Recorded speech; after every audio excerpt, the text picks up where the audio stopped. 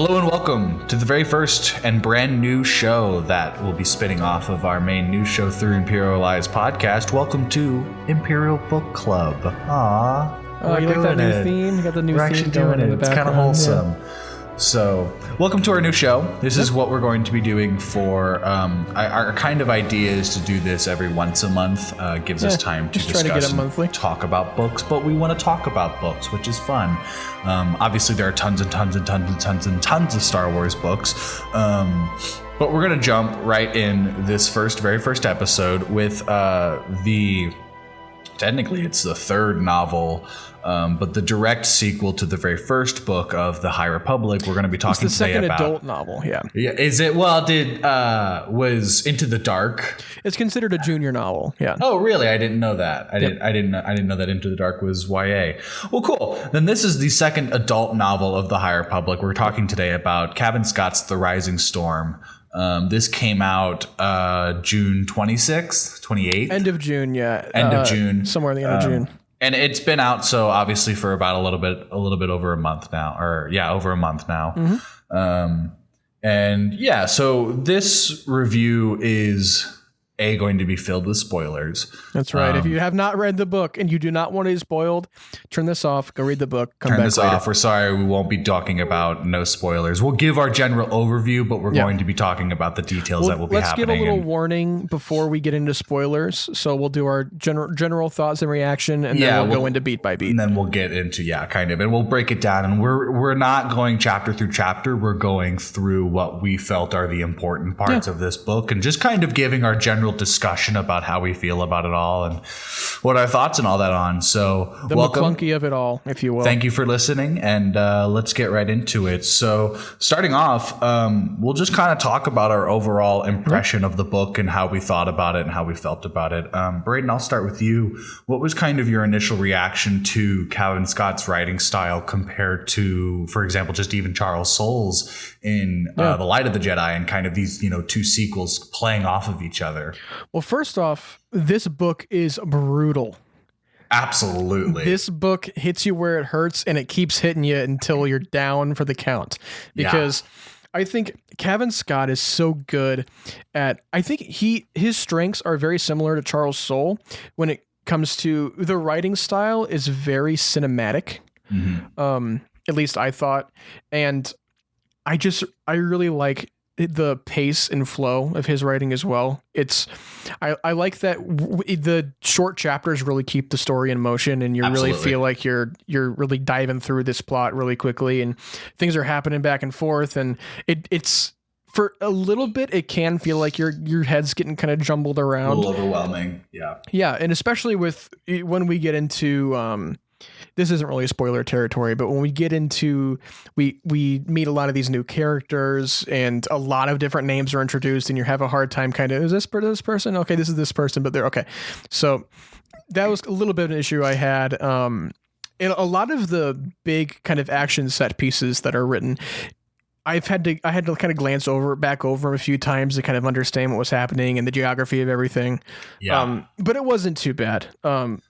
And then I agree with that statement. Cavan did a really good job at keeping this set simplified while still giving you a visual for it. Yeah, and then by the time I finished this book, I was ready to cry. We will not have spoilers, but we'll get into the ending here in just a bit. But I like the way we were brought into this book, and especially with I love the.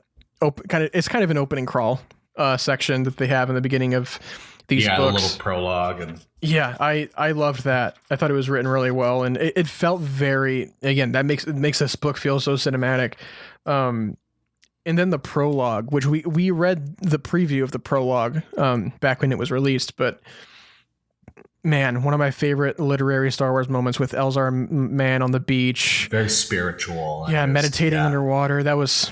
It's so sick. But other than that, kind of wrapping up my initial overall reaction, I just think if I have to say a preference between this or Light of the Jedi, I think I got to say this, only because I'm already familiar with the characters at this point. I'm not kind of, confused to who is who. And I think the action and a lot of the big plot moments hit me a lot deeper and moved me a lot more than in Light of the Jedi. And, you know, you heard a Light of the Jedi review. That is another book that really hits me in the heart. And I like the way that it was continued in this book. Yeah, so you hit most of the nails right on the head with just kind of, we're very similar in kind of our general process over this. I agree. I think I preferred this over Light of the Jedi. Yep. I think my thing with Light of the Jedi was that we are introduced to so many characters right off the back. And I'm not saying that this doesn't have its fair share of a lot of characters. There are a lot of characters in this that I at times struggled to keep up with. I don't know if we kept it in our recording, but we discussed a little while ago, kind of briefly talking about it. But I had said that everybody kind of has their main little posse, and at times it was hard to keep up who was who in each posse. But Cavan Scott does a really good job at juggling all of the main characters really consistently. And he does a brilliant job at telling that story to where it's important to keep each chapter on this perfect little cliffhanger. You said cinematic, and each kind of leads right off to each other to where you end a chapter and you're like, oh, I can't wait to see what happens next. And then you read the next chapter and it's a different person, but you're like, I'm now continuing that part of the story. This book is hard to put down. It's hard to put down. Slowly inching your way to, not a lot of stuff happens in this book, but all of the stuff that does happen, they're very big and grand. And Cavan Scott brilliantly is able to juggle so many different points of views and perspectives from that into this. So there's a lot of story in this story. There is a lot of story in this one. I think for me with Light of the Jedi, I had a struggle with meeting a lot of these characters and having the issue of, juggling all of that and understanding everything and everyone. And it's, we think back to in Light of the Jedi to, is it Jorah Malley? Was that Jorah her Malley? name? Yeah. When Jorah Malley died, it's, you're like, oh no, like they died, but you're also like, I didn't really get to know them a whole bunch in this book. I don't really know who they are.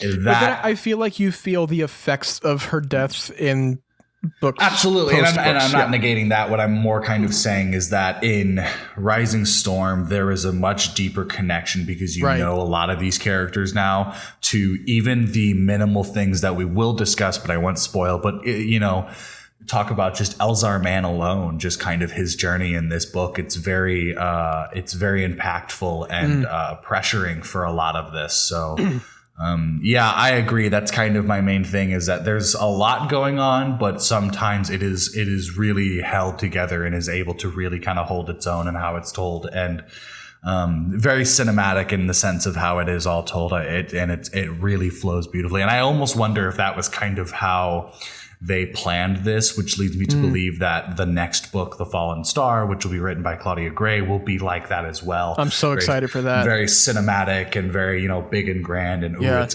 gonna be really cool. Now, would you say people reading this book, you think they would need any other High Republic reading experience other than Light of the Jedi, or do you think they can go? I was just gonna say Light of the Jedi. That's what I'm thinking too. Now there are references, to comic stuff, and the young adult novels, and even the middle grade novels or books, and just it's all very much connected to each other. To where obviously these novels are kind of the main story, but there are so many different side stories being told that are referenced and talked about and have their impact on the main story. A lot of the comics deal with the stuff that this isn't necessarily a big spoiler, but an issue in the book with the Senate is that they don't like that the Jedi are working with the Hutts to stop the Drengir. That is a plot in the comics. That is something that we follow Avar Kriss and kind of her journey dealing with the Drengir. And I think this book does a good job of, if there is nods to other pieces of High Republic material, it does a good job at kind of catching you up on that really quickly and then just moves forward. So it doesn't spend a lot of time, it doesn't just like glance past something and like, wait, was I supposed to know that? What the heck?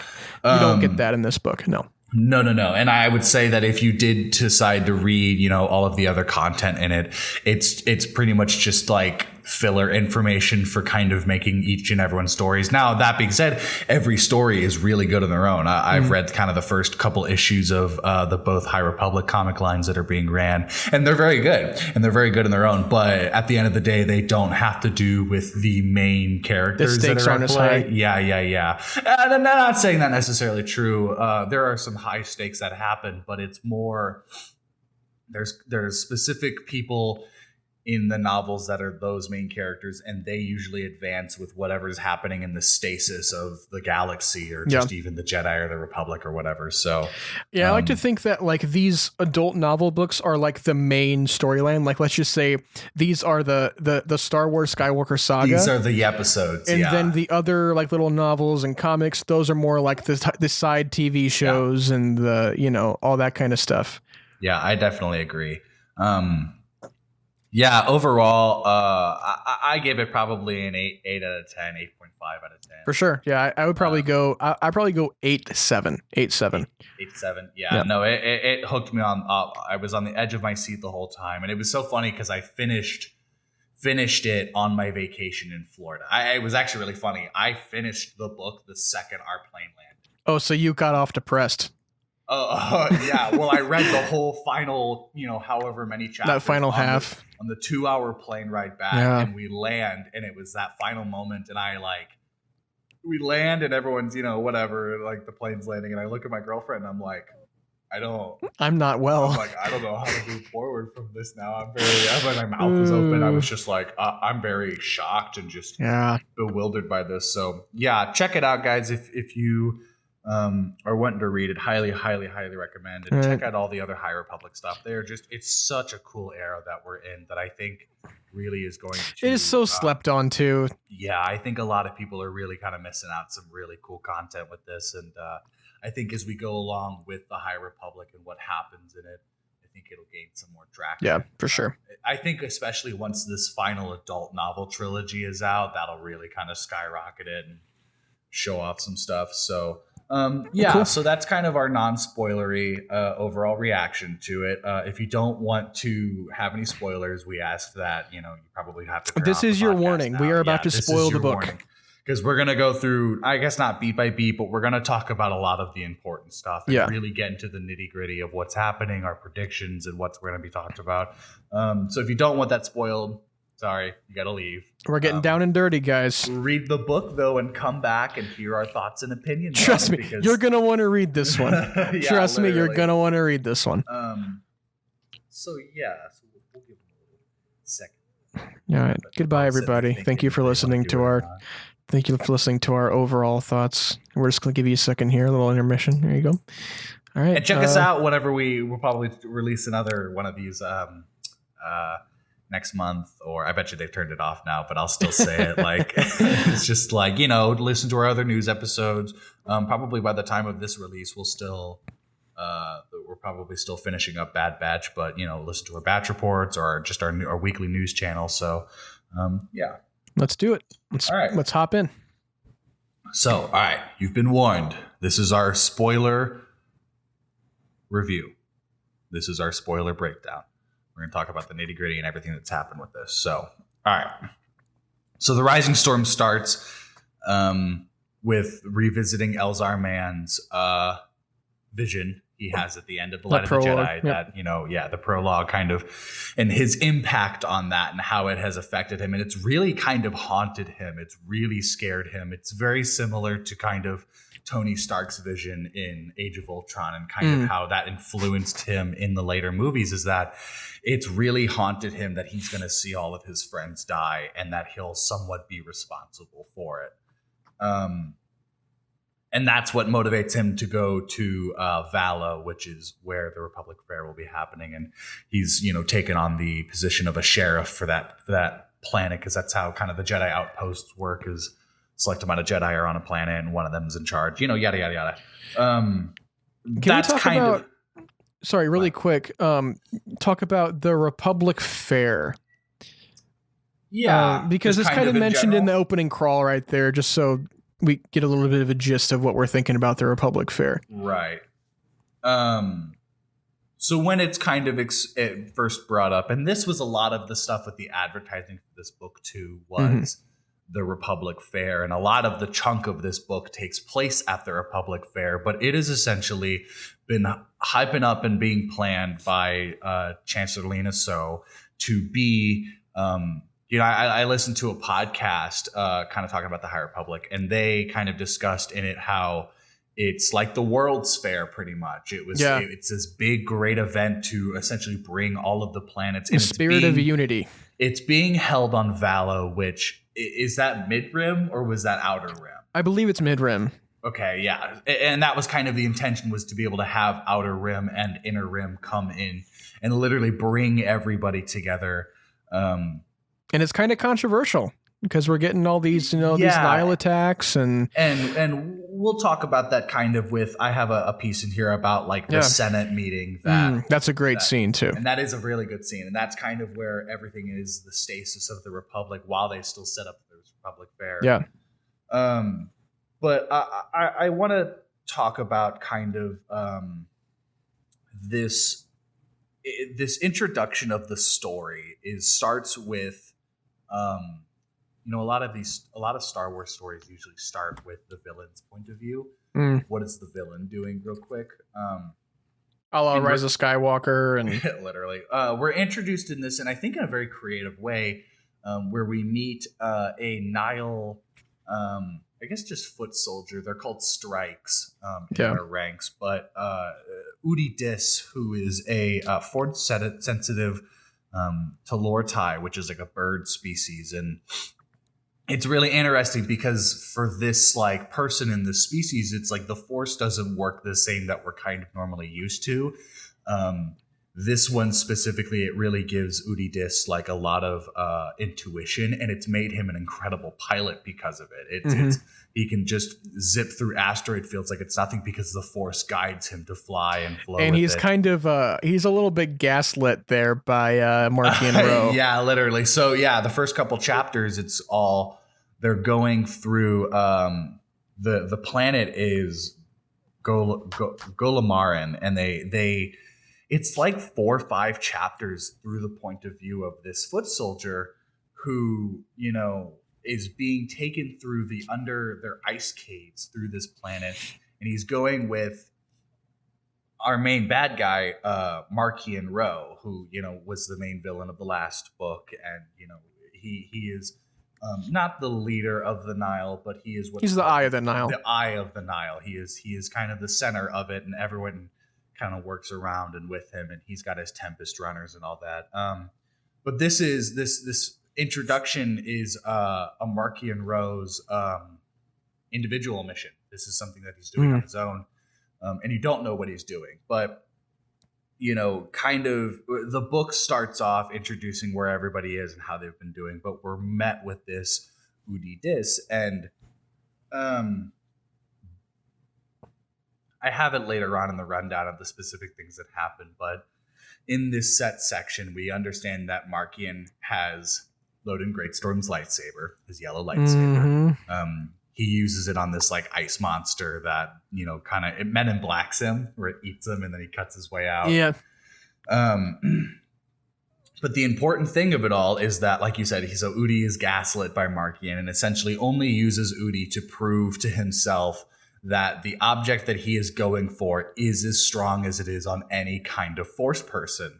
And this object was, it's kind of held sacred to, it's like Marky and Rowe's home planet. It's like he knows the people that are leading him through the caves, and they all think that he's doing some big profit thing, and it really isn't. He's doing it for his own gain. But it ends with this artifact called the Great Leveler. That's like 2 little pieces. And it kills Udi Dis. It is whatever it is so strong in the force and so strong to force sensitive people that it drops Udi Dis in the shrine room. And it is definitely alluded that Udi Dis is very, very force sensitive. Yeah, no, they talk about it straight up how it's like he feels and senses and understands it, but he is not able to wield it as easily as a Jedi is able. Because he was not trained as a Jedi, so he couldn't really hone his power. Yeah, they're just naturally affluent in the Force, and it's more of kind of that self-intuition, but it still affects Udi to a full degree. What do you think about Udi Dis just as a character? I really liked this introduction. I thought it was very it's a really interesting way to kind of give you the questions and point of view without, because I bet you if it was all through Markian, it was like he knew what it was, so it would be more difficult to write keeping that a secret rather than putting it in the point of view of someone who has no idea what's going on. So no, I really liked that. You know, whenever it would jump back to those chapters of them exploring more of the ice cave and going deeper into it. And it was like, why are we really here? And kind of him piecing together the answers through the conversation of, you know, that woman that takes him and Markian himself. And eventually it answers that it was all a trick, but for what? And we don't get the answer of that what until the very end of the book. So that's kind of the introduction. I really liked how it's this kind of divertness to it. And then when Udi Dis does die, I remember being like, I kind of saw this coming, but I'm still kind of like upset about it. I'm upset that this character was wasted for only, 5 or 6 chapters. So moving on, we are introduced to, and kind of catch up with characters like Bel Zettifar and Indira Stokes, who, if you remember from the last book, Bel was the Padawan to Loden Greatstorm, who is quote unquote supposedly dead in this book. Yeah. And Indira has taken him on as a Padawan, and he is ready to be a Jedi Knight. He's ready to be knighted and do the trials, but he doesn't want to. He kind of shuts himself off from the Force a little bit. Cuts himself. Well, and there's a line Loden says that later on in the book before they meet Ty Yorick, and we'll talk about that scene too. To where Loden's like, I don't know why you're following me, especially with this guy who's closed him off from the Force, and everyone's kind of like, what? And he's like, kind of caught in the act that he's obviously suppressing himself. But Bel goes through, he's been going through, but we see Bel very troubled in this book. Yeah, especially with his relationship with Indira is kind of interesting because on one hand he's like, man, I really miss Loden. Like I probably could not continue without Loden, and he's just like, Indira's kind of cool too, I guess. Well, like he appreciates what she's doing, but it's obviously there isn't that bond that he's like, she's Loden. No Loden. Yeah, she's no Loden, and Indira understands that, and I think she's just trying to do what she feels is right to help Bel. But I think the person who actually does end up helping Bel a little bit is Stellan Gios, is kind of Stellan's. Yeah. And Stellan this is my introduction to Stellan as a character, because we didn't really see him in Light of the Jedi at all. No, he's not in it that much, no. Yeah. No, he's much heavier of a character in this one. I would say for this book specifically, Stellan and Elzar are kind of the big important the main players of this book. What do you give me kind of your thoughts on Stellan just as a character? What do you think about him? So I think it's funny. He's kind of like this younger spry Obi-Wan. That's kind of how I take him. They kind of give him a lot of poking fun at him about he loves teaching. He loves having the spotlight, but the truth of it is that he loves teaching. He loves sharing. And I really found this appreciative to it. He is very a genuine Jedi, to where his focus is saving and helping and caring for people. I love that he has a crossguard saber too. Oh yeah. Oh no, Stellan I thought was really cool and very like proper regal Jedi. But he's also smart enough to kind of understand the troubles. He's someone who's mastered his emotions and troubles before. He's had a master himself who's died. And it's really cool how he keeps his master's lightsaber. He keeps her saber, yeah. I think Stellan is kind of the one, I feel like to me, is kind of the one who grounds a lot of the Jedi, like Elzar and all of these all these people, and we see him in the beginning kind of showing off for the Hollow Network. That was kind of kind of funny sparring match that they have. I love that. He is a very Kenobi-like Jedi. I agree, but he is very well affluent in the modern kind of talk, especially with the Republic. I think, Obi-Wan was someone who just kind of was able, he obviously he's not the politics person. Stellan is and can be. As we know towards the end. Yeah. Especially towards the end. Yeah. So kind of jumping back with Bell and Indira, I want to talk about the Innovator, which is a big spaceship it's a science ship. And when we first meet the Innovator, it's on the planet Cyclor in a Republic shipping yard, to which they get attacked by one of the Nile, Tempest Runner leaders, who I forget his name. He's kind of the main one. What was it? Pan Ida? Yes, that's it. Pan Ida. He's kind of the main one for this one. Whereas the last one was the other guy who Marky and Ro ends up getting killed in a battle and all that fun stuff. It's obviously kind of trickling down the line of how things are working and how the line is slowly diminishing to where Markian is just kind of the true power and ruler of the Nile. We say Markian's playing the long game. Markian's very much playing the long game, and I've always liked that about him. And Pan Ida is very much he's power hungry, and he reacts very emotionally, and he's very what is the word I'm thinking of? Reactory something. He is very quick to react.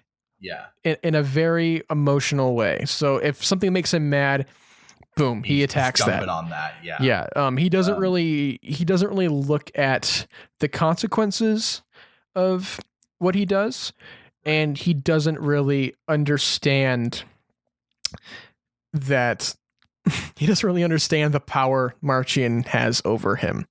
He doesn't understand the importance in the game to it all. Now, granted, Markian's kind of keeping it from him, but he doesn't even. There's a scene much later on after kind of the initial attack of the Republic where he's like, "Let's keep going. Let's keep going." And Markian's really the only one who's like, "What? No. And I think Marchian says that because he knows that Pan will inevitably do it anyway. Yeah, no, and I think it's funny that Lorna D helps him in that without telling Markian, even though they're both kind of on the same wavelength. And speaking of Lorna D, she is very much one of the only Nile that kind of has her stuff together. I think it's gonna end with Lorna D and Markian being the last two people. You think so? I wouldn't be surprised if Lorna D's the one who kills Marky and Ro. Yeah, eventually. Just kind of eventually turns on him or whatever.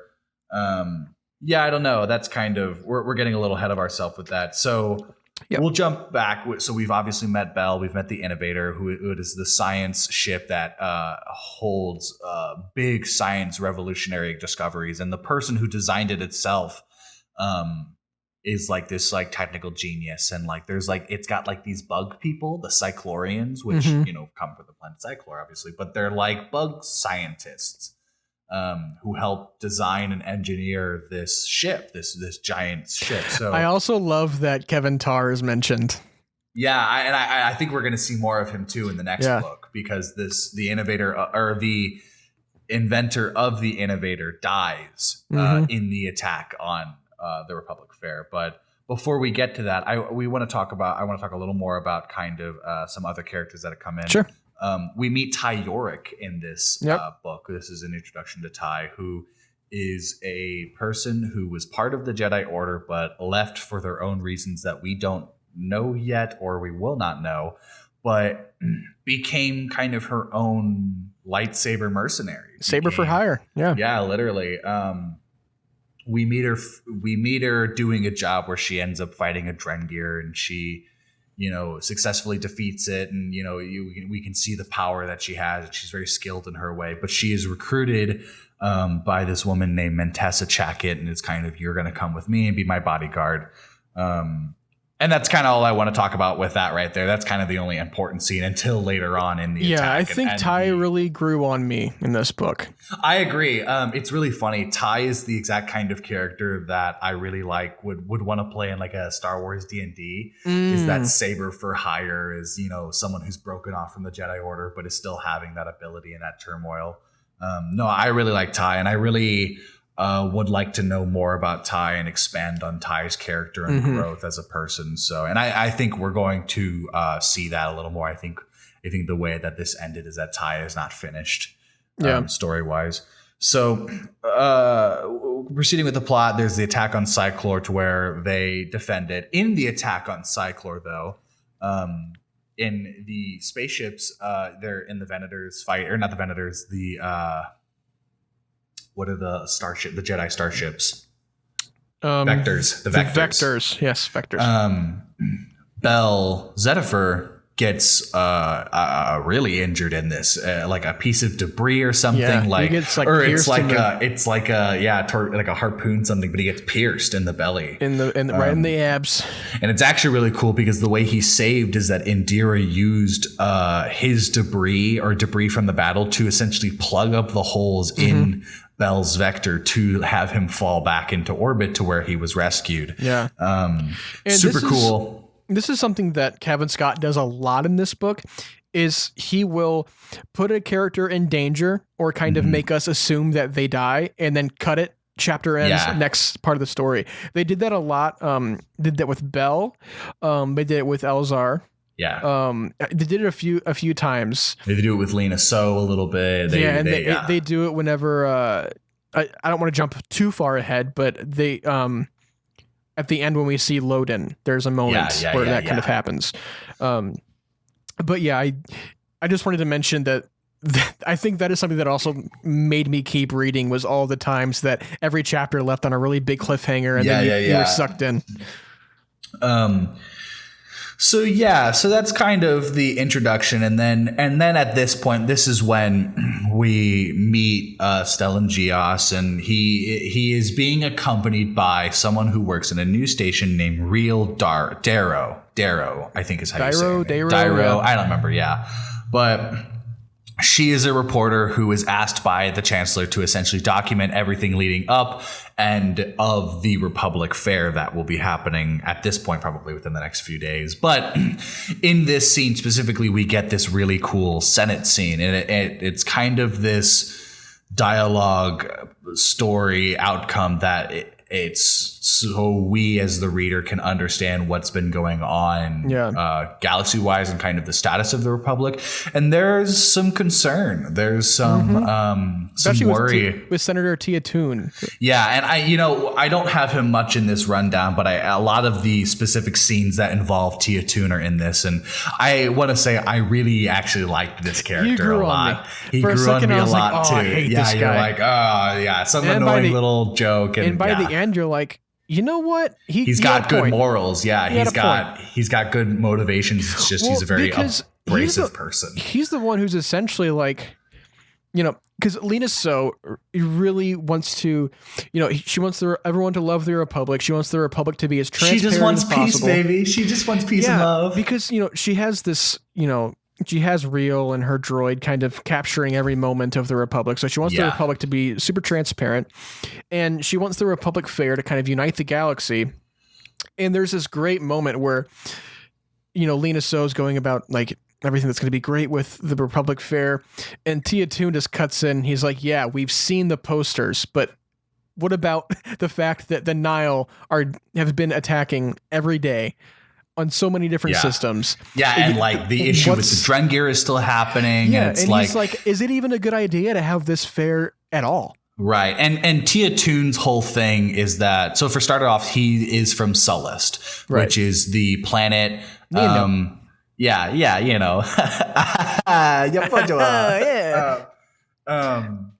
So he really wants a defensive program. He feels the Republic should have a defensive program that isn't just the Jedi, because while the Jedi are protecting and helping, they are not solving the problems right away, especially with the Nile and the Drengir. And they can't be everywhere all at once either. Exactly. And at this point, too, the Republic thinks that the Nile is pretty much on its last legs. They think that the final battle at the end of Light of the Jedi was the main forces of the Nile, when in reality, it was only like 1/3 of their forces. And that's kind of how it inches on, is that they're only showing a little bit,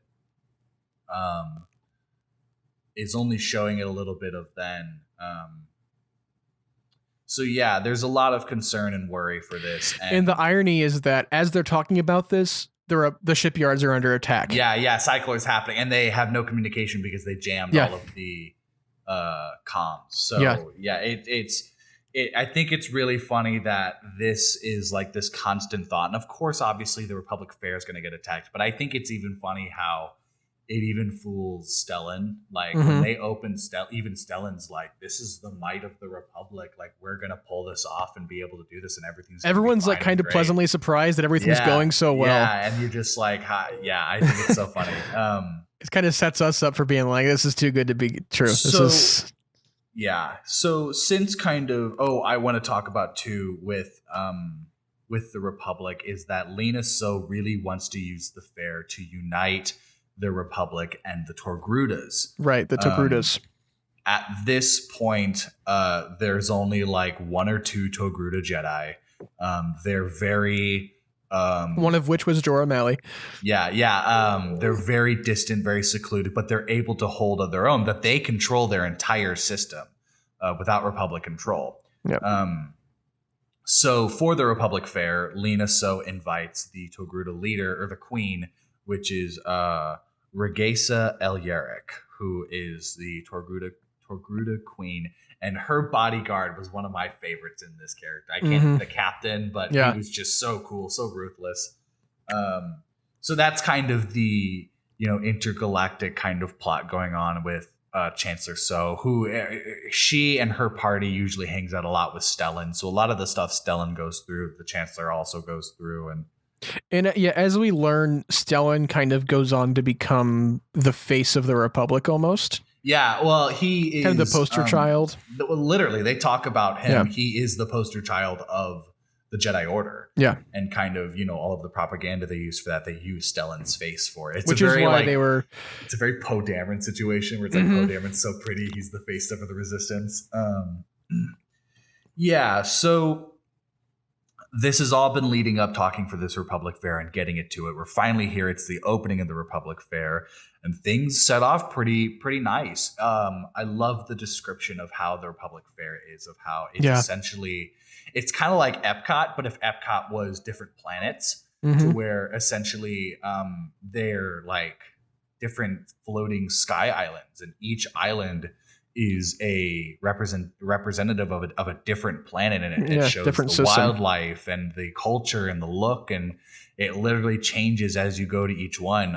So it's super cool, super inclusive. It shows I want to see the visuals that Cavan Scott was imagining. Some kind of artwork, but none of it shows. I want to see it in action. I know, and like in the chaos of the Nile, and like the yellow smoke that they drop, and the weird music, and so we get the Republic Fair, and before all hell breaks loose, there are like 3 important things that happen. The first is that Ty Yorick and Mantessa check it, and they're at the Republic. They're on Valo at the Republic Fair, to where, like I said, Ty is being the bodyguard to Mantessa, and she's an inventor. There's a brief little chapter on her book about how Mantessa has a daughter who keeps her on the ship, and the daughter's kind of socially weird or whatever. But they have this invention, and it's not revealed until this scene specifically, to where Mantessa is meeting none other the Senator Tia Toon to talk about a defensive plan. And this invention that she has made and invented is a device that is able to shut off all energy using things in like a specific radius.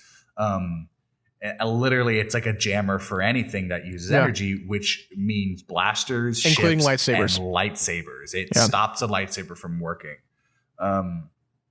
So the catch to it though is that it emits just horrible radiation, just an abundant amount of radiation that it is literally its own nuclear bomb to work. This scene is stopped with the meeting stopped where, Stellan and Elzar and Bell they hear what's going on and they come in and they have this fight. And the way we talked about these, quick cutoff deaths of Ty was about to kill Elzar and then the device puts in and her lightsaber shuts out. But it's like, I remember that happening and I gasped. I was just like, did they just kill Elzar? I thought so too. I was actually convinced for a little bit, like a chapter. Bit, you're like, oh, I was like, wait, they got my boy. Yeah. Yeah. And then you learn that the invention thing, whatever it's called, does it have a name? I don't remember, but it was activated just at the right time. Yeah. And that's when everyone's kind of like, whoa. Like, and Mentessa makes the point of, she's like, you wanted to get rid of the Jedi. And Tia's like, no, I wanted a defense program. I didn't want something that could fight anything, including the Jedi. I want something that helps the Republic. And it's kind of where you learn that Tia's got a point. Tia is not this dirty. You kind of expect him to be this slimy senator, and he isn't. Yeah. He is someone who has genuine morals and wants genuine change, but not in a dirty fighting way. He wants it fair. Wants the best. And that's kind of his point with this, with Mentessa, is that he doesn't want the Republic's defense to be something that also stops the Jedi. He understands that the Jedi is an asset and a helpful use to the Republic. He just thinks the Republic itself needs something. The defense forces, he wants them to just expand and organize. In all honesty, he wants the clone army. Not literally, but that's what he wants, is an army. In a very figurative sense, yeah. So this scene ends with Mentessa and Ty being arrested and Ty's lightsaber being taken away by Elzar. That's kind of the big moment with that, is that the Jedi learn that Ty Yorick is someone who was part of the Order and is a definite threat to someone who's lightsaber trained and not part of the Order, because the Sith isn't a big problem, so the Jedis don't really have a lot of lightsaber on lightsaber training. Now the other big thing that happens is our boy Elzar cannot keep it in his pants this book. Well, here's the thing. When we first meet Elzar in the prologue, he talks about having this big emotional attachment with Avar, and we learn that it's when he first gets on, because I think Cavan Scott calls Avar his Avar when talking Elzar, thinking about Avar. And whenever he first gets on Valo and all the ships are landing and everything, he expects Avar to come down from the Starlight Beacon, and she's, as we learn, she's off taking care of the Drengir and all that. And then we get him meeting Samara. What was that? Was her name? That's her last name, was Samara, but I don't remember. It's it starts with an R. She's referred to as Samara throughout the book. She is the executive planner for the Republic. She's like the coordinator. Yeah, she works directly under Lena So, and it's the coordinator. Exactly. Great and they very much hit it off. Yeah, and they do not even try to hide it. Yeah. We get that because they're really flirty off the bat. And then they have that first kiss, that perfect first kiss under the fireworks. Yeah. Everything seems good. And then that dirty dog. Dirty dog. They do be smushing their privates together. So and then they wake up to something big, chaos, something pretty big. The world falling apart. So and imagine. Hold on, before you go forward. Imagine how much Elzar blames himself just from that. Elzar goes through a lot in this book. Pour one out for Elzar. Pour one out for Elzar. Yeah, no, Elzar goes through a lot, and it really affects him. But this was a big one. This was one that I was like, wow, we kind of saw this coming, and this book really is starting to show how all of the Jedi are cracking in their own shape or form. They're all losing faith in some shape or form, and it's starting to lead to a very scared republic. And we're starting to see how things are changing into the prequel era. Yeah. It's a very big move that happens, and Elzar really holds himself at a low point for this, and it doesn't help for what also happens during the attack. But that's kind of the last big thing. Now, through specific plot stuff, there's some stuff that breaks the gang up before the attack happens. But when the attack happens, we follow a specific set of people through the entire attack and kind of their points of view.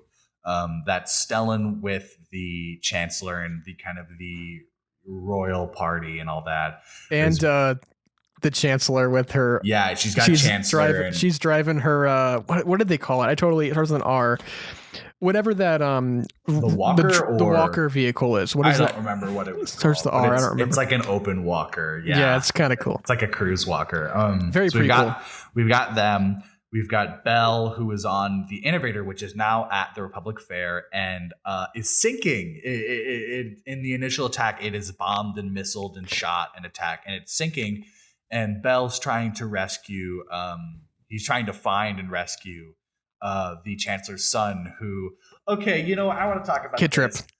Shout out to Cavan Scott for giving us representation and showing very casually LGBTQ plus members. It did not feel very shoo-in at all. Without making it feel weird or so forced smooth. or it's so smooth, and it's characters that you genuinely care for them and want them to kind of experience that. And they have kind of those, Chancellor So's son is, I won't say he is outright gay. He could very well be, You sent me a really funny photo of the kid from, who was it, Horton Hears a Who? From Horton Hears a Who. It's their son Jojo. It's Kid Trip So, because he's this moody little emo kid the whole time. And then we got Jom, the mayor's son. Yeah, and it's very wholesome and it's very pure, and it's just kind of like they're both the sons of upper class people, so they're people who aren't necessarily political figures. They're not used to normal day-to-day life, but they find someone who they can click with, and it's very nice and it's very pure, and I'm so glad that it was able to be put in without making it be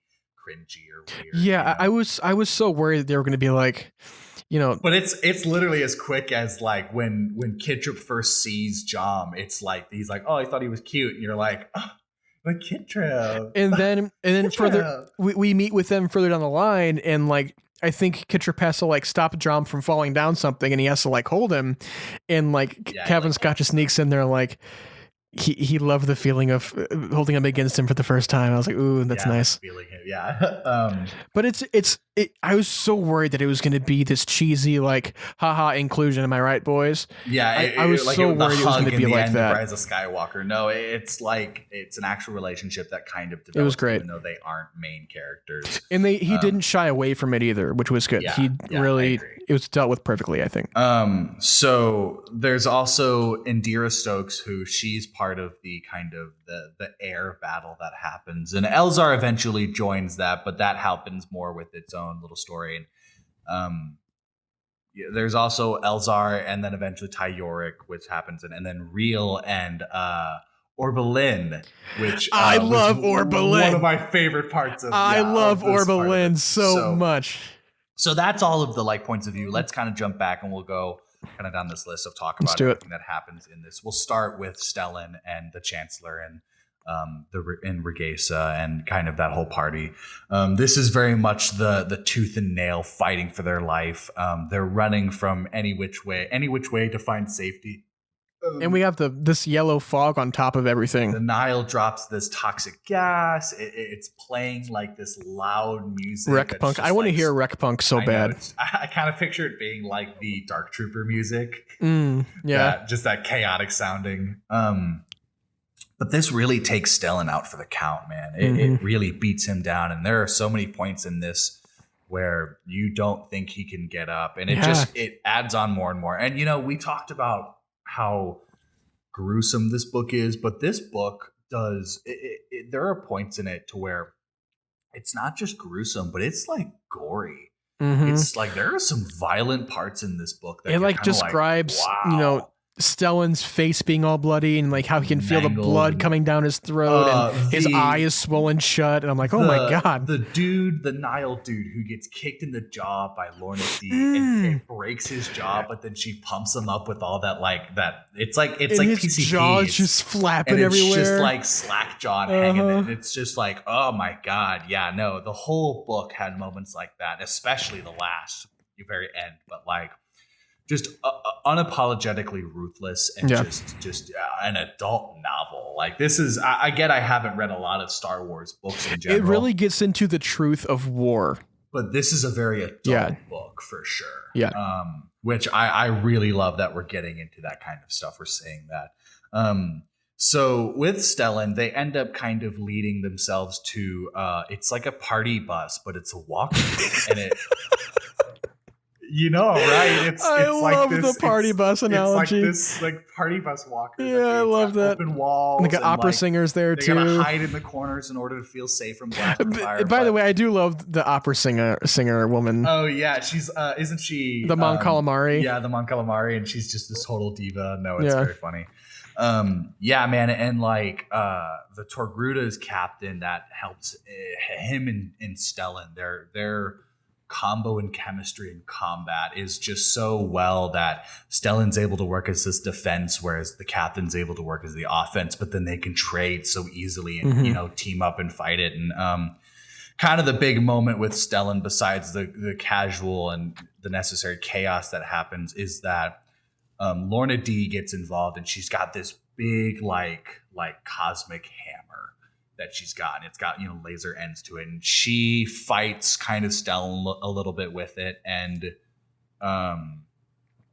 she ends up bringing down, well, she doesn't bring down the walker. Pen Ida, who is up overwatching the entire battle from his ship, he shoots a bomb down on the walker, and it blows up the walker, and a lot of people don't walk away from it, but it ends with Stellan, a Chancellor So is injured from it. And there's a good point where I really genuinely thought they were going to kill Lena So. I thought she was out to end with her death. That would have been dark. That would have been really dark. That would have been such a weird, like, how do you move forward from that? But the scene of Stellan like sobbing as he holds her just like gets you. And he's sitting on the battlefield, and it's like even like the news outlet sees it, and like they end up kind of seeing that the Jedi are being weakened by the Nile, and the Nile are getting to the Jedi one way or another.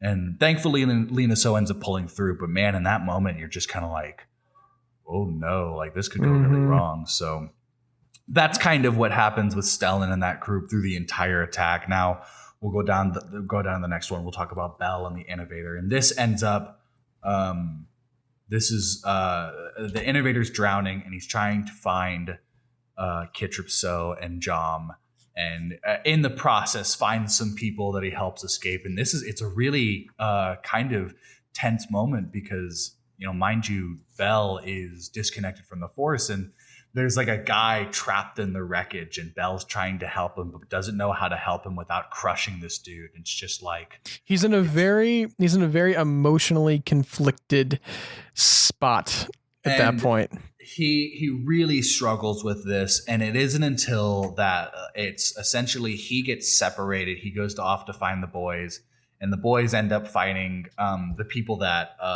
Bell saved, and they end up finding their way on a ship that's in the Innovator and trying to escape before, but the doors are trapped. And it's this really cool sequence to where Bell reconnects himself to the Force and is able to essentially open the doors, the base shuttle doors of the Innovator, and open them for the ship to escape. And then while it's escaping and water is flooding in, he hangs on to the outside of the ship as it takes off through the water and escapes to safety.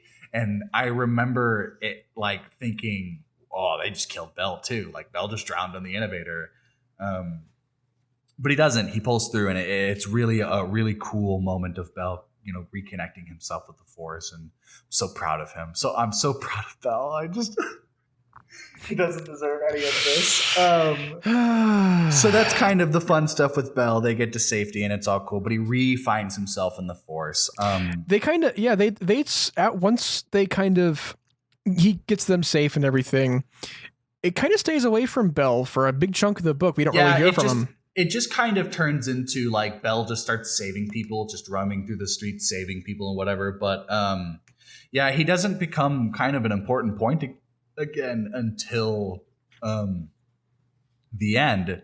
And while I'll say that I think this book did a good job with what it did with Belle, I would have wanted a little more of Belle just to make that ending hit even harder.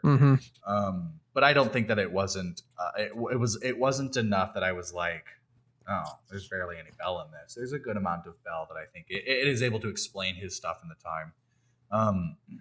So and now, obviously speaking of Belle, we'll move on to Indira, and she is in her vector ship for the majority of this battle, and we kind of get the sky dog fight part of this.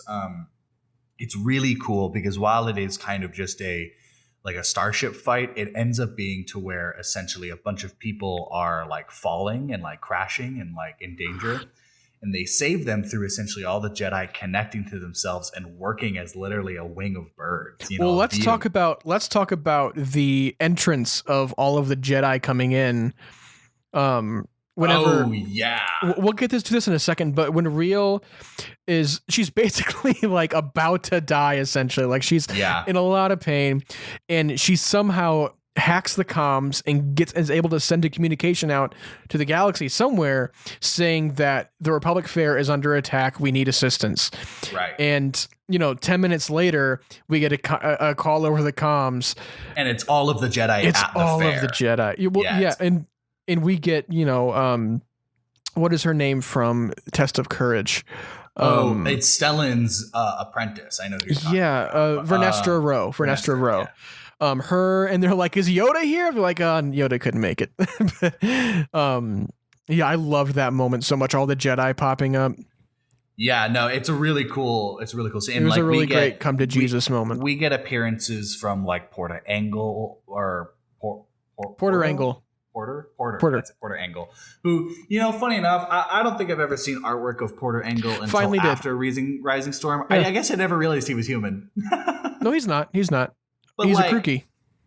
But like he looks human, He has a human stature, yeah. He's got a human stature. I guess I always assumed him as being like a very noticeable alien. He's just very pale and big. Yeah. Yeah, it was. I didn't expect that. So, but no. And speaking of Porter Angle, just straight up riding on a vector.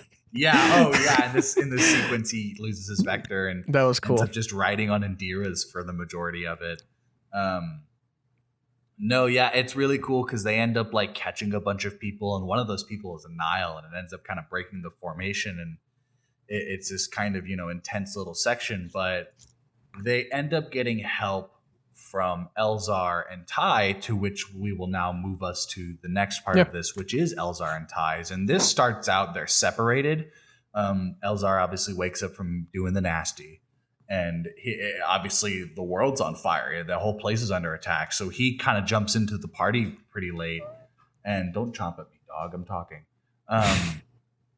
He jumps in. He's fighting off Nile or whatever, and he runs into Ty, who's trying to escape the fair and the attack in general. And she's immediately like, "Give me my lightsaber! Give me my lightsaber!" It's really funny because she's in jail and she's like, "I got to find a way to get out of this." And the Nile break in, and they're like, "Oh, we'll just kill everybody." And there's some like Padawan in there who like got lost from his party or whatever. And he's like freaking out, but she uses the emotion of the Padawan to essentially help break them out of prison. Yep. And I thought that was a really creative way, but you're kind of like, wow, Ty, it's kind of dirty of you to make a boy use his dark feelings when you know yourself what they can do.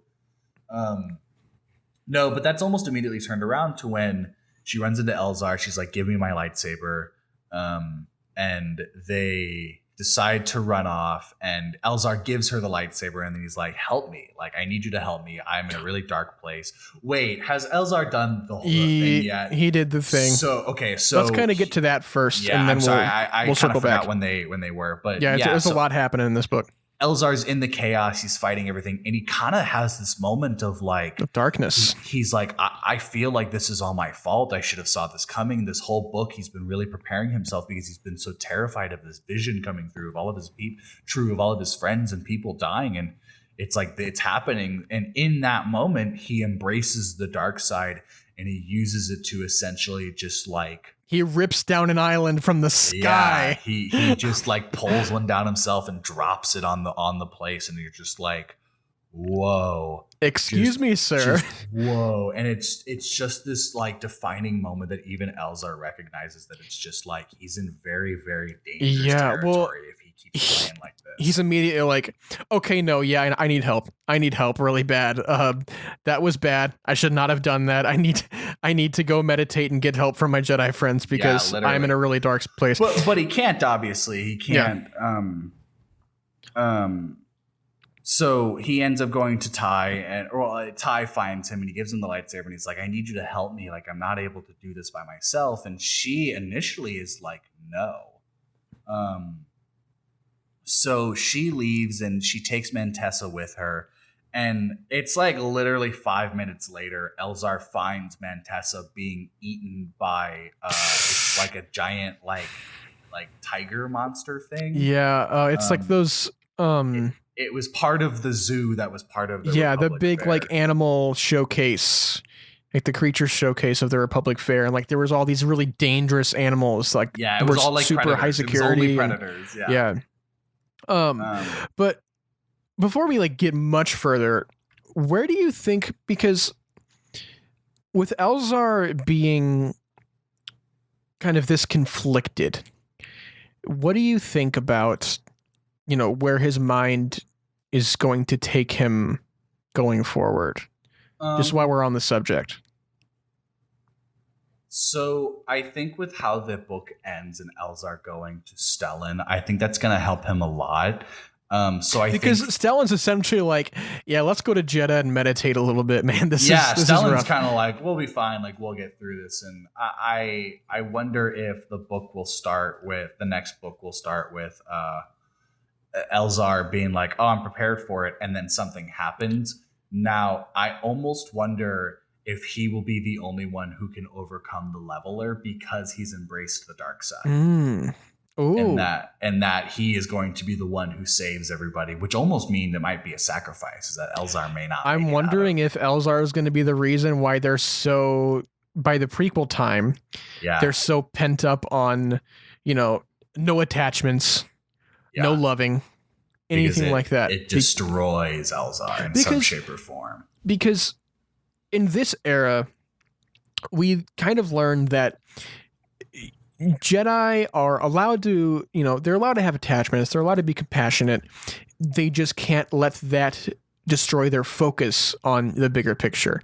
And, the council kind of trusts that, Jedi will do the right thing. And there has to be something that to break that trust to make them so strict about it by the prequels. Yeah. Especially with, they go from, you can have all these attachments. Yeah, you can, have this compassion for people, but do not let that cloud your focus of with the Force. And with the prequels, it's absolutely no attachments. You are a servant of the Force. You are a servant of the Republic. Yeah. And that is that. So I wonder, something's got to bridge that gap there that turns the Jedi into what we see them. And I think Elzar does a really good job at understanding that even though he has slipped up, he knows he's slipped up. I like to think that he's if Anakin was a Jedi in the High Republic. Yeah, well, and he's not justifying it like Anakin is. Anakin, he doesn't need to justify it like Anakin does. That's true. Yeah, that is very true. Yep.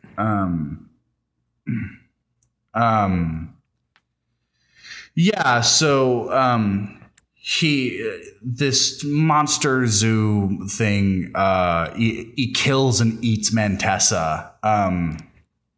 And Elzar tries to like connect with it and like, not have to kill it. And it doesn't work obviously at all. And the thing like pounces on him and starts attacking him, and Ty comes back and saves him. And she's like, all right, I'll help you. So the way that they help is that they literally kind of join hands and bond themselves together. They connect each other with the Force, and they each kind of learn a little bit about each other. That really kind of opens themselves up. And Ty's really hesitant to it, and Elzar's like, "We can do it," but he also is hesitant of his own strength. And and he's like, "All right, it's a two-way road here. You got to show me something. You show me mine, I'll show you. I show you mine, you show me yours, kind of thing."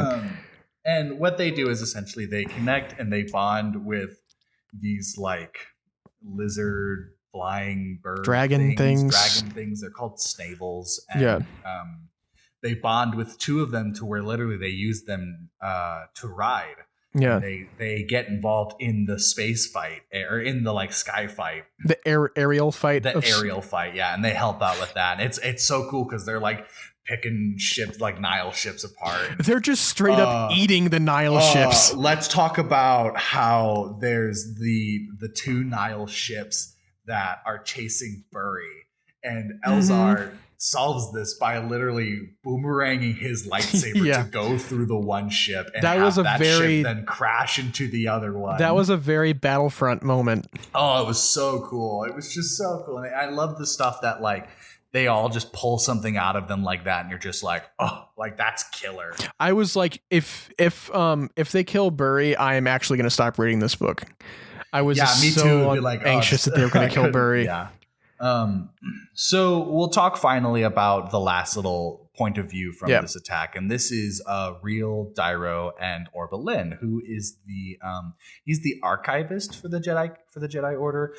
He's not necessarily like a full-on Jedi, but he's trained, he's force sensitive, and he's essentially slime in a human suit. Yeah, literally. No, it's a good time. So they team up to go to the communications center and try to get something to output itself. Orbelin ends up in this kind of fight with this Nile person, and it's Lorna D, isn't it? Pretty sure. Is it Lorna D? I thought I'm pretty sure Orbelin. It's someone else because he ends up getting her by breaking out of the suit and like crushing her. Yeah, because this is kind of jumping ahead, but whenever he essentially straight up throws Lorna D through the ceiling. I'm listening. I'm sorry. Do you remember that? Yeah, he breaks out and like pushes her. Does he push her through the ceiling? I guess I didn't realize. He essentially throws her through the ceiling and she lands. I thought it was some lackey that he crushes against the ceiling. And that's he literally tosses her through the ceiling. He tosses her out of the building. Oh, okay. I understand. But I also love the reason I love Orbelin is because we know all of these Jedi see the Force in different ways. Like we got, the fire, the water, some see it as a song, things like that. And I love that Orbelin sees the Force as like a history lesson. Yeah, because he teaches while he's doing it. I smiled from ear to ear when he was like, well, I might as well teach you a lesson. Yeah. And he starts talking about all like the artifacts and stuff they have around, and while he's just wrecking shop against the Nile. His other hand behind his back. It's so good. I was smiling so big when I was reading that. No, it's a very fun sequence, but obviously they end up getting the communication out, and at the end of the entire attack, she gets the communication out, and then it's like this news sequence, like the news from Coruscant reach her, and they do this interview in it. And while they're doing the interview, they're doing they're like showing images of the attack, and it's just so overwhelming to her, and it's just like the heartbreak and like the just the horribleness that happened on this day, and just everything that happened. It's so eerie because the anchor is asking such like interviewer like questions like, yes, the Jedi, do you know the Jedi? What are their names? Can we see a Jedi? And they're like talking about all of this trivial stuff, while there's actual just madness and just death. There's things going on here that are a little more important than the names of the Jedi. And that helps. She kind of realizes that, the Jedi are the reason why this entire fair hasn't been blown up. If they're kind of I don't know. And then it's kind of really eerie that as that is happening, as they are broadcasting the live events from the fair, that's when the bomb goes off. And like the live feed sees Stellan holding Lena So and sobbing over her body, and so that's the very crazy like attack of the Republic. It jumps around a lot. Like it does jump around a lot. This is the section where I got kind of, I kind of had to go back a little bit and figure out, okay, what was happening here again? I just totally missed everything, and it's very overwhelming sometimes. So the attack ends. There's what saves them is that because the mass communication gets out, the closest people to help are the Togrutas, and the Togruta army literally comes in, stops them. The Nile end up escaping and leaving. They're like, yeah, screw this. I don't want to be involved in this. They're outnumbered at that point. Yeah, they get the Togruta queen off and then bail. But by that time, the Republic's there. But once they get the queen safe, they bail. They're all out. So in the little aftermath part before it gets to this last section, this last little battle piece, there's this little in between, and in it, they capture a Nile, and he's like this bug guy. He's just some dude. Trying to think everything that happens. Everyone kind of catches up with each other, make sure everything's good. There's a little bit of a lull before we get back into the ending action. And essentially in it, it's that Ty finds Mantessa has a daughter. Right. And it's eventually revealed that the daughter is actually the inventor of everything. It's that it was all her ideas, and Mantessa took the spotlight for it. But the daughter reveals to Ty that while the machine was destroyed and it is in Republic hands, the design plans for it were taken by the Nile. They raided their ship and were taken by the Nile. Because they're on some kind of transport, and they're like, "Oh crap, man! This ship was raided, wasn't it?" Yeah. And they kind of come to a realization that the Nile has some very dangerous information. Have the plans to this very dangerous machine that can work. Yeah, it's like a big realization, and it's kind of, oh, oops. So the Jedi end up forming this plan to essentially trick this dude that they have in prisoner to kind of escape on his own, but it's not really so they can track him. They track him, but instead of tracking him with a tracking beacon, they leave Bell and Indira on the ship the guy takes. They plan it to where he takes the specific ship, and it's a great piece of writing. Yeah, it's so a great good. little trick that they do, and I love how you in it the way they do it's Elzar gets really angry and starts force choking this guy. For a second there, I was like, whoa! You're like, whoa! What's going on? And then the dude leaves, and he's just like, "You think it worked?" Yeah, you're like, just no. Do you think I went far enough? Should I have gone farther? I'm not really sure. So they track this dude to where the Nile have been hanging out, which is on the planet Grizzle, and it's kind of like a basic cliffside forest planet, but it's where the Nile have been hanging out this whole book, because their last base was found and taken and wasn't suitable. So they trace it, and it ends up being to where the people at the area are Bell, Indira. Does Ty show up? Does Ty York show up? Because Elzar shows up. I think Elzar and Ty show up together, and then Stellan shows up with a Republic fleet. Yep. And as this happens, the battle progresses more and more. But in this final moment, it is shown that Loden Greatstorm, who has been held captive and prisoner on Markian Ro's ship, he breaks free. He's able to break out of this torture chamber, and he does it solely off of the connection that he feels Bell is there. He feels Bell's presence there, and Bell feels his presence, and they start kind of going to each other, and it's this really awesome sequence where they kind of, they meet up, and while they're meeting up, they're in the midst of this fight of the Nile and Markian, and they end up Markian knocks Loden off of the ship to where the ship's already suspended in the air. So as Loden's falling, Bell's the one who catches him in the Force. And that's there's a little bit of a fake out for a second there.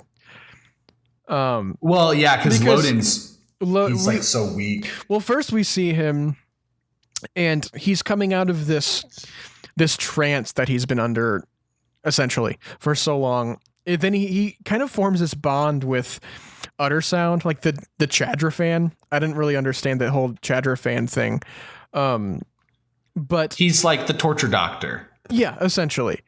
And then he like hears this voice in his head that like he thinks it's a voice in his head, but essentially ends up being this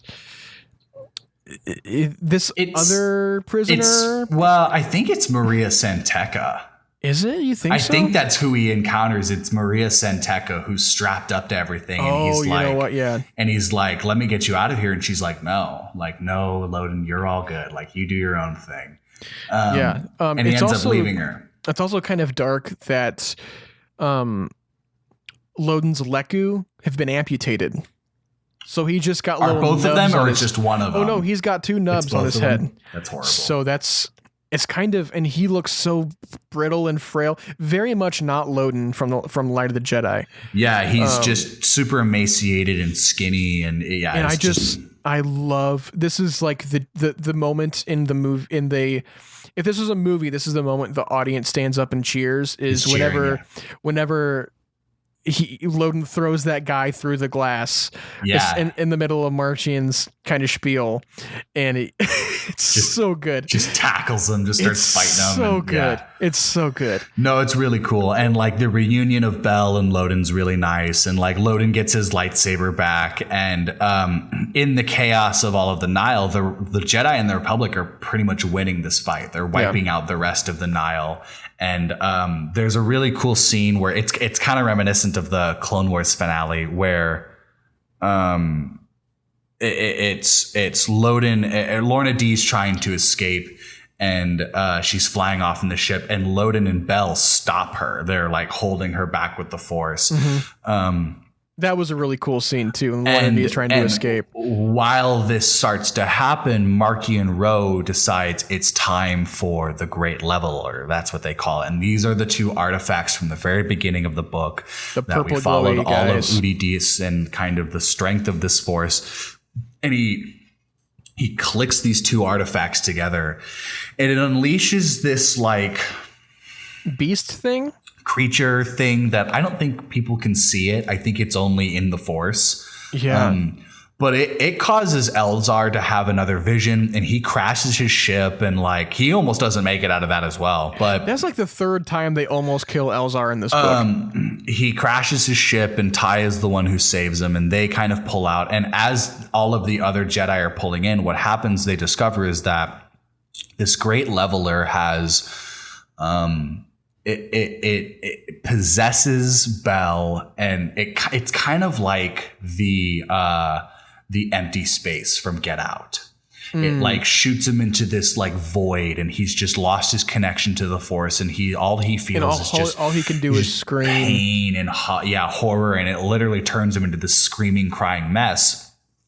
But what it does to Loden is it literally petrifies him. It literally turns into stone. And when Stellan comes up, it says how he brushes his cheek, and Loden just like fades away into dust. He just withers away. Yeah. And that's the end. Like the last line in the book is for the first time in his life, Stellan Gios was truly afraid, and that is the end of the book. And I think that's also the first time the Jedi themselves are truly afraid. Truly afraid. No, because I think a big jumping off point for the High Republic, like just starting off, I think the big question a lot of them were asking, a lot of the writers were asking, is what scares the Jedi?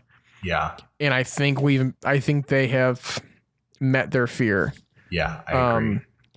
And what do you think is going to happen to Bell? Are we even going to see Bell again?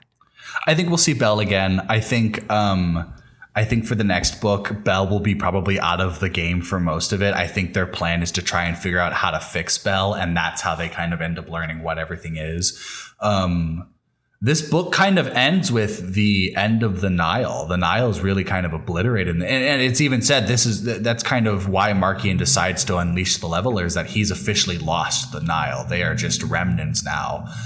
So he has to open up his new weapon, which is this Great Leveler that he has against the Jedi. And once he discovers that they also have the technology to stop their lightsabers, the Jedi are going to be vulnerable both physically and mentally. And it's really, I think that's kind of the realization everyone kind of understands, is that they actually have an advantage against them in this footing up against them.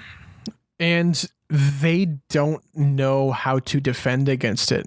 Yeah, they have no idea how to stop it. Because right now, we're kind of in this position. Markian has this big power that he can basically overtake any Jedi. Yeah. Lorna D is kind of escaping on her own.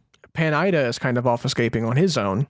So the big three of the Nile are all separated and off on their own venture, essentially. And the Jedi are kind of stuck in this, well, crap, what do we do now? Right. Because I don't know how they go forward with this. Right. They're going to have to be the ones to take a step back and regroup and figure out how they can come together as a team. Which I think this next half of this phase is going to be dark. But the problem is that a lot of the Jedis that need to be coming together and need to be the strongest for this are very conflicted and broken in their own sense of themselves. And it's going to be dark. Very vulnerable and dangerous time. We're going to see a lot of Jedi lose themselves in this confusion of what do we do. Yeah. And it's going to be kind of this chaotic. I agree. Too much to handle for the Jedi at this point, because they've never had to face anything like this before. Besides maybe the Sith, which was thousands of years ago. Yeah, they don't have any experience with that.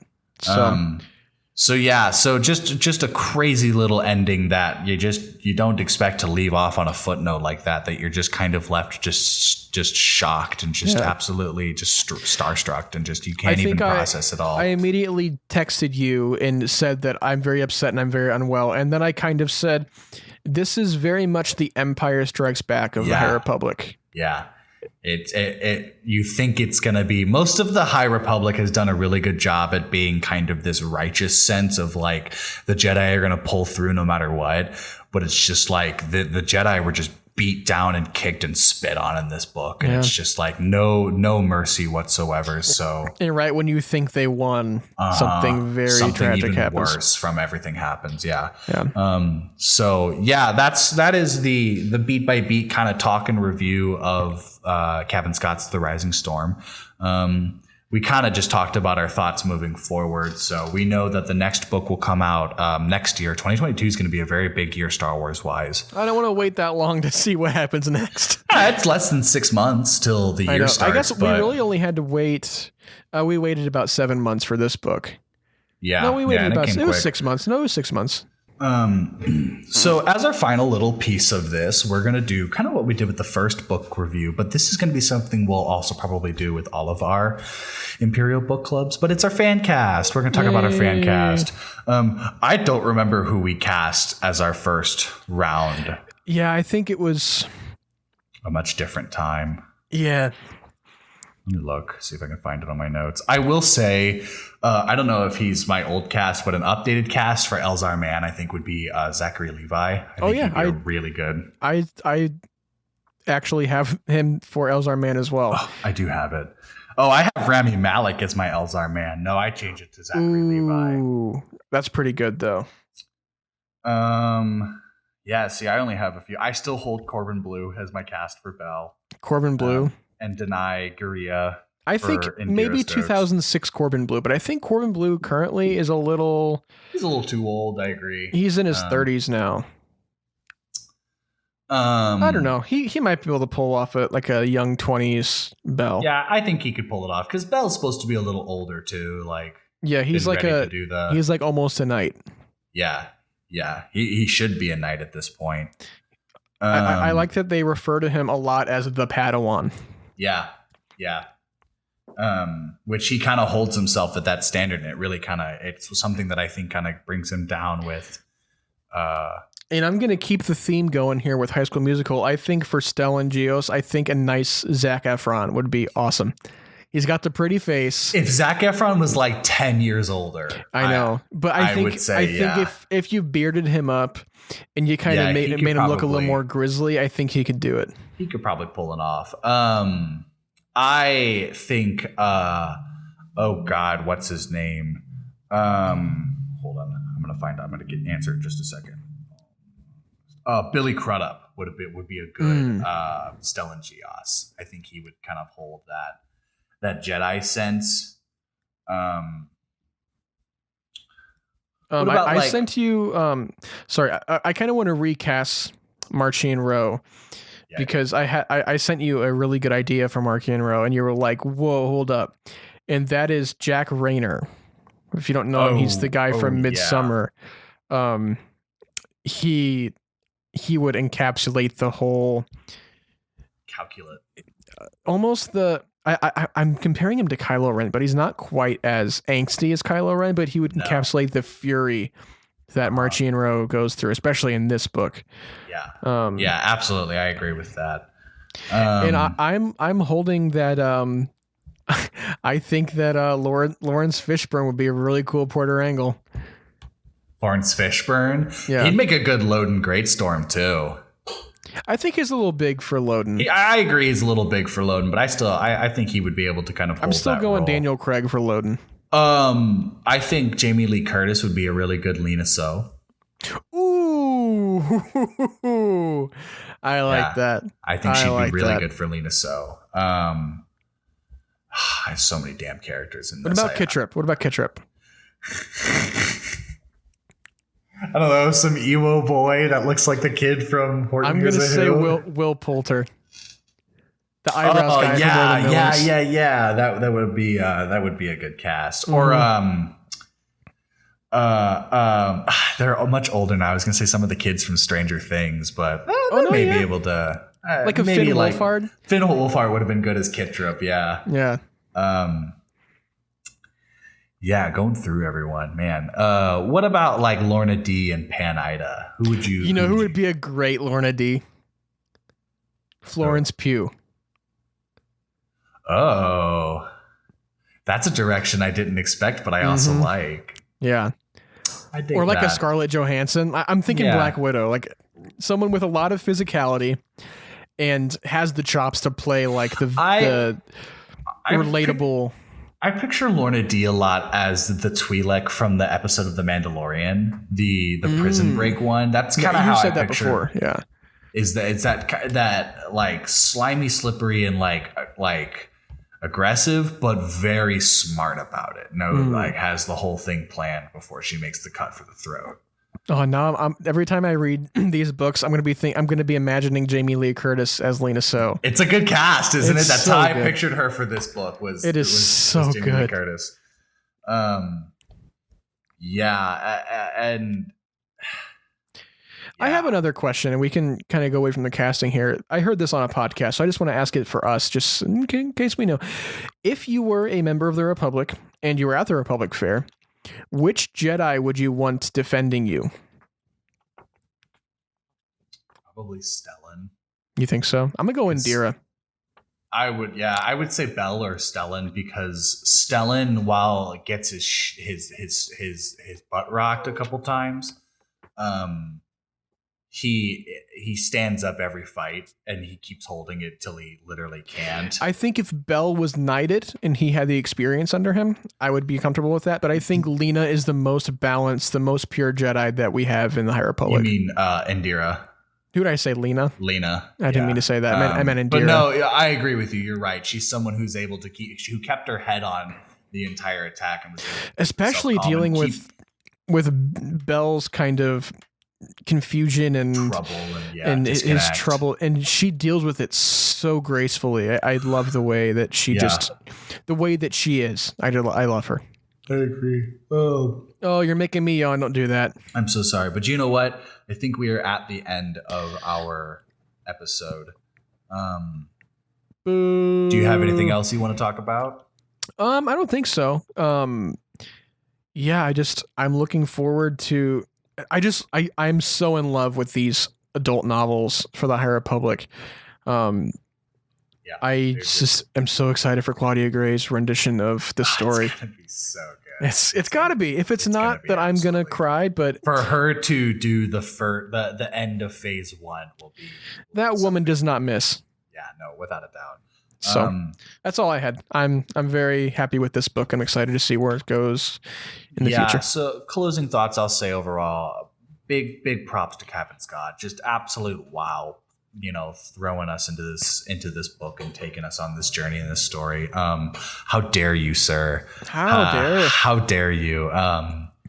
No, and big props and shout outs to the entire High Republic author team and just everybody who's working there. That you guys are pulling magic out, and you really are changing a lot of you're making some really incredible stories. And they're making Star Wars fresh, just so incredibly wowed and amazed by that. Yep. So big shout out to you guys, like you'll ever listen to this. But for those of you who have listened to this, thank you very much for checking us out. This has been the very first episode of our brand new book club show, Imperial Book Club. We're probably going to try and do this once a month and pick our books that we have. And we've got a couple that we have lined up. But if you guys want to hear something from us, kind of hit us up. Let us know if you want to hear a book review from us that we'll add on to our book list that we can go through. And it does not have to be canon. If you want us to dive into some of the legend stuff, any comics you want us to read. We'll probably talk about some of the old legend stuff, some specific books that are kind of famous and out there.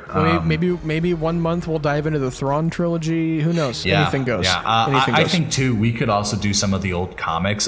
Dark Empire just turned 30 last week, and apparently a digital copy is really cheap to get. So man, you're burpy tonight. I am out of heartburn medicine, so I've been fighting my chest this whole time. It's a good time. So, other than that, you can follow us on our regular. We have a normal, news show that we do that we drop once a week. Highly recommend. It's a good time. We talk about and chat Star Wars. It's not just news either. We just kind of, mess around, discuss, having a good time talking about Star Wars.